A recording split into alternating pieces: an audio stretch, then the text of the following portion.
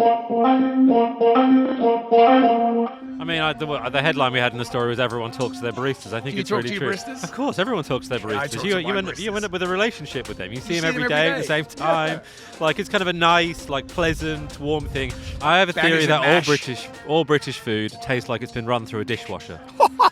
It's just I like, lived in London for 5 years and I never fucking no, had thought British that. food. There was a review on either Amazon or Goodreads that said you should never judge a book by its cover. This book has a great cover. Love that review. It's so good. It was just I brutal. want to track down that person. Yeah, you had to take your hat Just off, say- you know? say what? Yeah, I mean, I didn't realise that they're so great at it. They're really, really, really good at spying, the Chinese, according to everyone I spoke to. and Any tactics or techniques that you picked up we can use it now? They are apparently amazing at LinkedIn.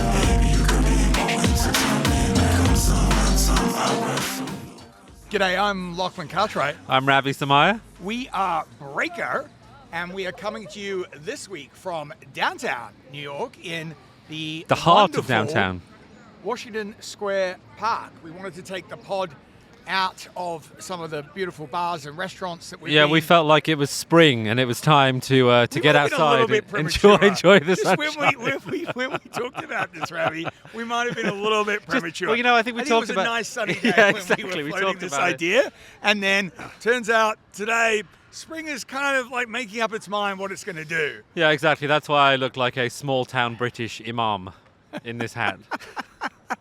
But it's good to be downtown. It's good to see you again. Always a pleasure. What kind of week do you reckon we had this week at Breaker? I don't know. The letter B keeps occurring to me. Was it kind of a Butte week? A Butte, a Bonza Breaker week. We were breakering.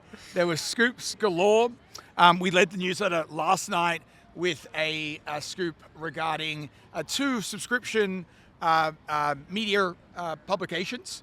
Not dissimilar to the subscription media publication here, but they've been in the wild a bit longer than Breaker has. And there's been sort of some internal tumult, some key staff departures. At the Information and At the Puck. Information and Puck. The Information is a tech publication. Puck, it focuses around power centers. And both publications have had, a turnover of some writers. And also some people behind the scenes. And I was kind of very curious about this story in light of an item we had last week about the New York Times, where a very eagle-eyed Breaker reader tipped us off that the New York Times had sent them a email basically saying that their pricing, their subscription of the Times was going to go up in effect 50% from $22 a month to $33 a month. Now, I reached out to the Times. They said they were just testing dynamic pricing, quite dynamic to get a 50% bump in your Very dynamic in your inbox, as that Breaker tipster had mentioned to me that there was a bit of sticker shock there. But last Friday, online, a bit of a back and forth played out where a couple of writers from the Information had left the site, Julia Black and Paris Martineau. Martineau, thank you, had left the publication and made mention that they'd been laid off on Twitter, as I like to call it, on X. It's now affectionately known as. In any event, a New York Times reporter, Ben Mullen, then quote tweeted that and said layoffs at the Information because the writer had said I was laid off, and then the owner of the Information, Jessica Lesser, chimed in. And she So wasn't check too your happy. facts. This is absolutely scurrilous. Call me for comment, yeah, I think yeah. was her other thing. And then Ben Mullen, quite rightly, then replied to her with the tweet from her now former employee saying I was laid off. And so I reached out to Jessica Lesson. She said, there were no layoffs. She actually kind of, slighted one of the reporters and said there was sort of hinted there wouldn't even hint. She said there were performance issues. Probably not the best way to sort of, treat your employee on the way out. I'd think about it if I was going to maybe go work there, Yeah. I wouldn't do that to you. I haven't put you on a pip yet. And so that's back and forth.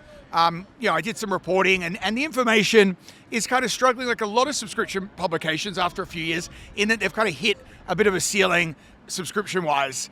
And this was also playing out at Puck, where we learnt that a co-founder of the publication who was actually in charge of growth had left Puck last year, and it comes at the same time as three founding writers, Tara Palmieri, Tina Nguyen, Teddy Schleifer, all left for other gigs. But it goes to show that there are sort of growing pains with these types of businesses. Even the New York Times looking to jack up their pricing with their millions and millions of subscribers. It kind of shows you where media is in this moment. Yeah, I think it's a couple of things. I feel like there's this notion that your graph always has to go from bottom left to top right at all times, or in some sense you're failing. So it's not necessarily about building a sustainable business, but about building a business that... So we've angered the gods. What's going on? It's just cyclone season. And I think the other facet of it, which we didn't really get into necessarily, but I think it's been a real issue for the Times, is it's so tempting to just pander to your subscribers. I think the Times did that. They got very politically engaged subscribers. They understood that politics was the way to engage with their audience and drive subscriptions. And then when it comes to, a matter of principle around X issue or Y issue, they kind of have to fold. And I think it's tricky. I mean, I guess every business model's tricky. I think the previous ones were tricky. We're going to encounter this. Only well, we're anarchic and we're both anarchic and principled, Lachlan. Yes. So I think we're going to figure it out.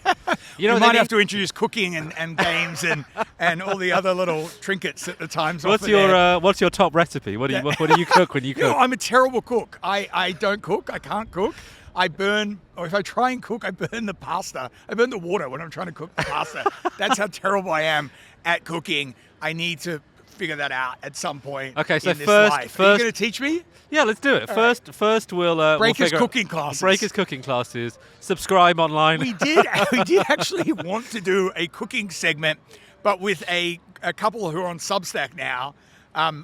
Jen and Norm, yeah. Jen who left the Washington Post, and Norm who went off and did a Substack, and we thought it'd be fun to get in the kitchen with them and start cooking up democracy type recipes. They're one of these startups that is very focused on politics and on saving democracy, and we thought, well, if you can start a newsletter to save democracy, maybe you can cook to save democracy. So we think, if you're open to it, Norm and Jen, we're here. Puck I reached out to, and the information Puck said they had growth quarter by quarter, month by month, etc. Jessica Lesson told me that they have revenue growing. It's profitable, 27% in growth. But I think what is happening at both of these publications is they are looking for new ways to bring in subscribers. And so, they look at some of their writers and think, actually, do you know what? It might be time to sort of, change tracks or choose a different path. Julia Black is an incredible journalist, as is Paris.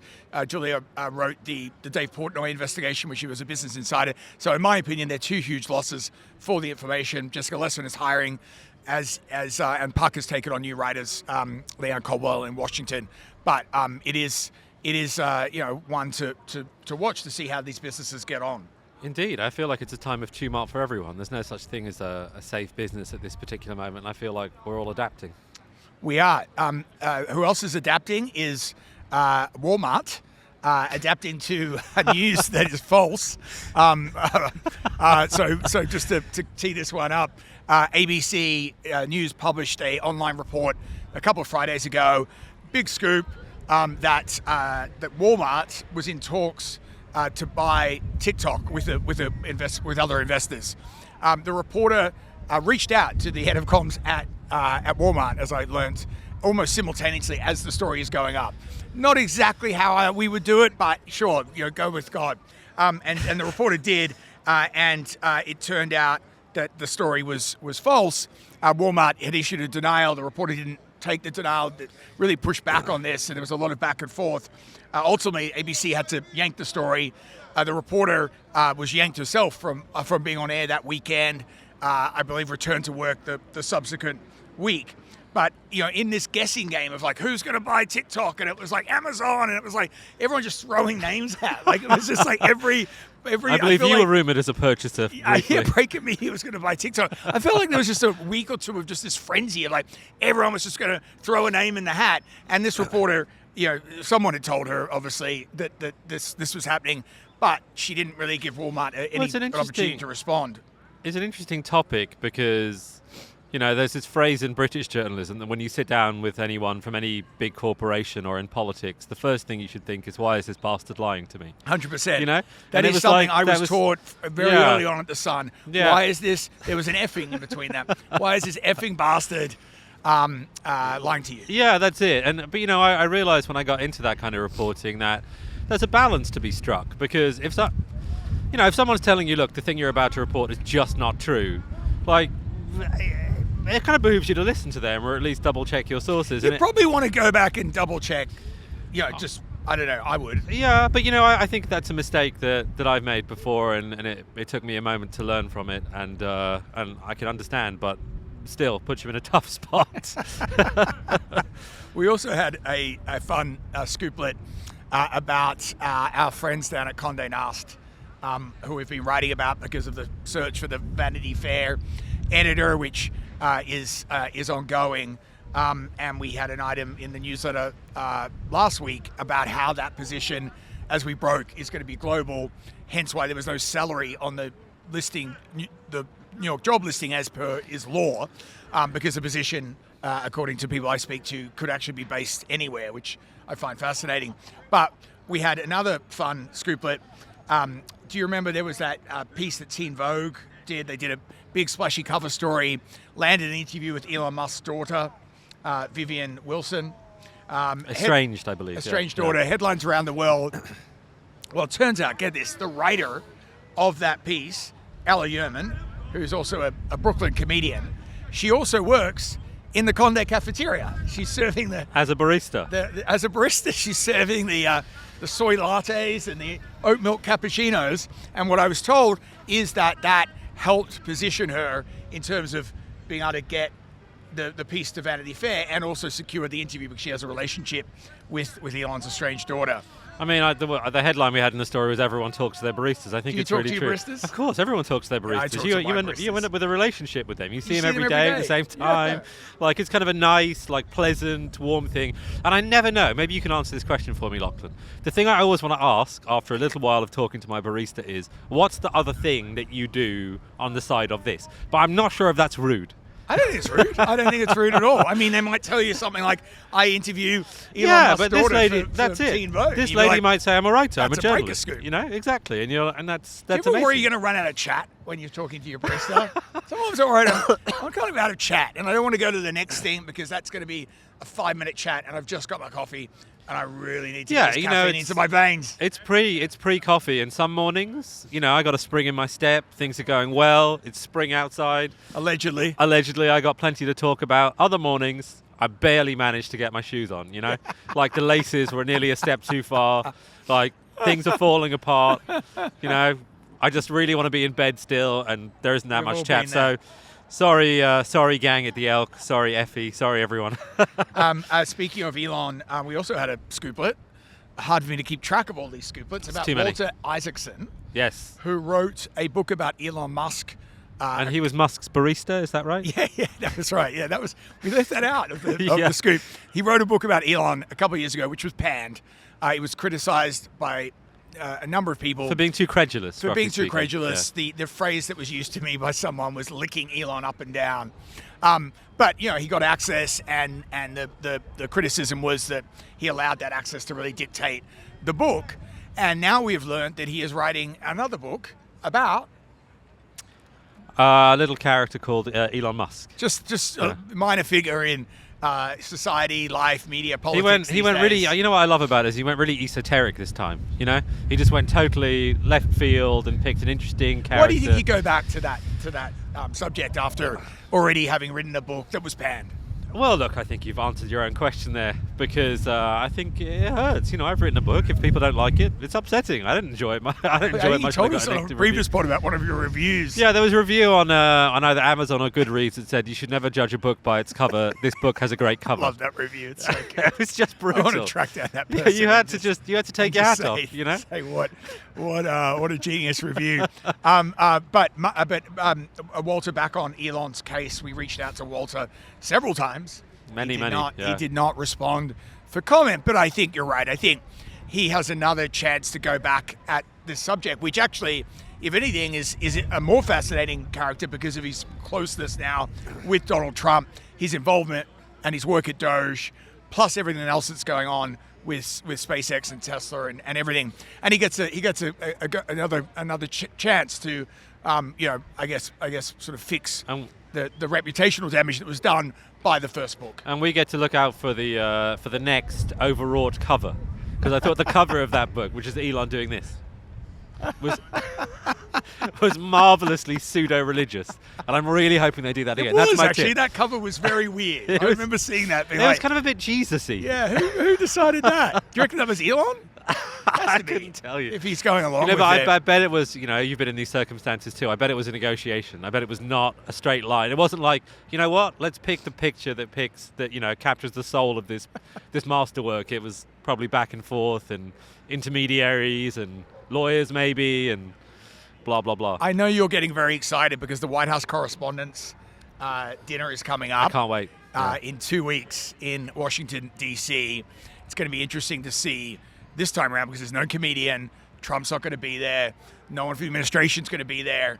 And when I'm speaking to different journos and media execs and other people who have gone in past years, there isn't a vibe as much as previous years. So I was really intrigued to find out that the Washington Post, which has gone through and is continuing to go through a whole bunch of issues between Jeff Bezos and the endorsement debacle last year, to Bezos meddling in the opinion section, to Sir Will Lewis and his matters that were about to be aired in a British court, but right at the last minute, the Murdochs do best, which they settle, bring down a big bag of cash and settle a phone hacking lawsuit. So I had a tip that the Washington Post is throwing quite a glitzy brunch at the Ned in DC on the Sunday, and that Sunday is usually reserved for the CNN brunch, which I think this year is being done as it was last year with the British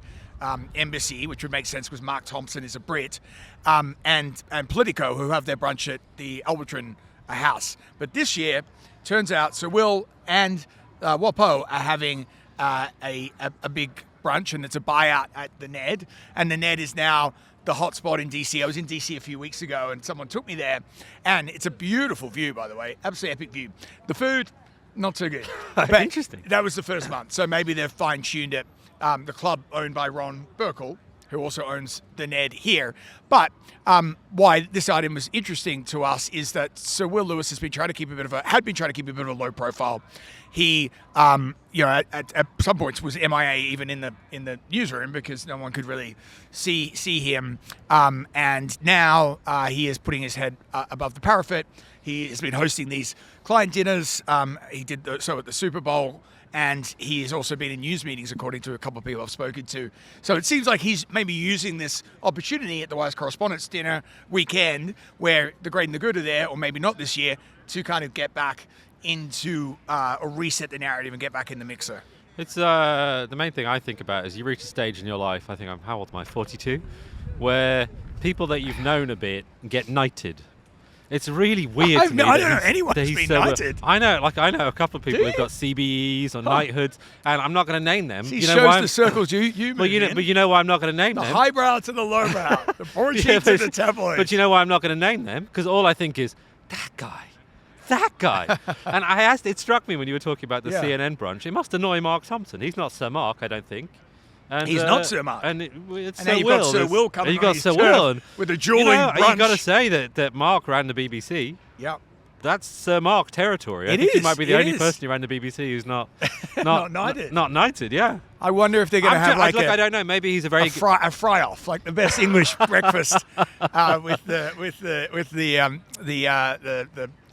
mashy peas and help me out here with the mushy peas. Help me out.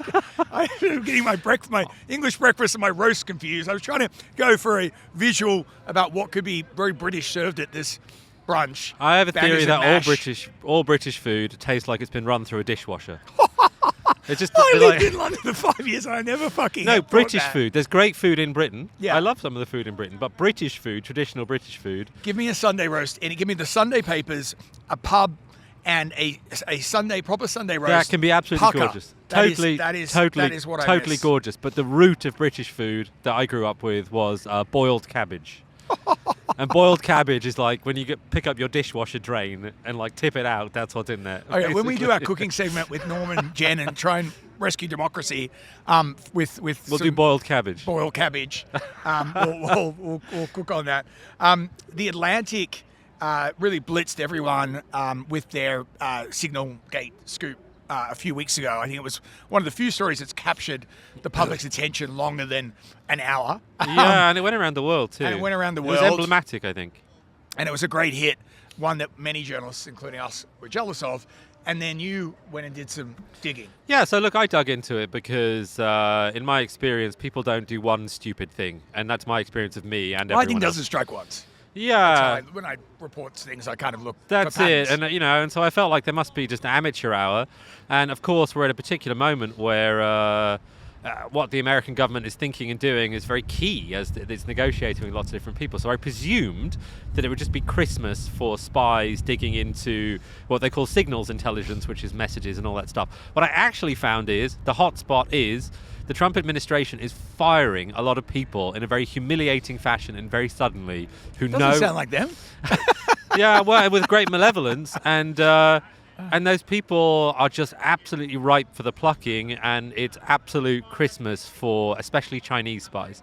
And so the thing I found out, I spoke to a current intelligence operative, a former intelligence operative, and a former CIA counterintelligence director, who all said, the story is going to be huge. There are spies, especially from China, aggressively everywhere.